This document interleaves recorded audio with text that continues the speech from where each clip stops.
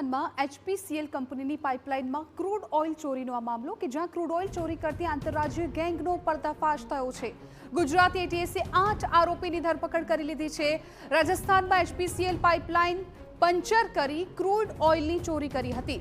રાજસ્થાનના કાલોડી ગામની સીમમાંથી crude oil ચોરીનો પર્દાફાશ થયો। 3 થી 4 ફૂટ ખાડો ખોદી પાઇપલાઇનને પંચર કરતા આરોપીઓ હતા। પાઇપલાઇનમાં વાલ્વ લગાવી ક્રૂડ ઓઇલ ચોરીનો આ કારસો રચવામાં આવ્યો હતો। ચોરાયેલું crude oil Ahmedabad Rajkot highway પર વેચતા હતા। ખરાબાની જમીનમાં ખાડો ખોદી પાઇપલાઇન સુધી પહોંચતા હતા। એચપીસીએલ પાઇપલાઇનમાંથી ક્રૂડ ઓઇલ ચોરીનું મોટું કૌભાંડ ઝડપાયું છે।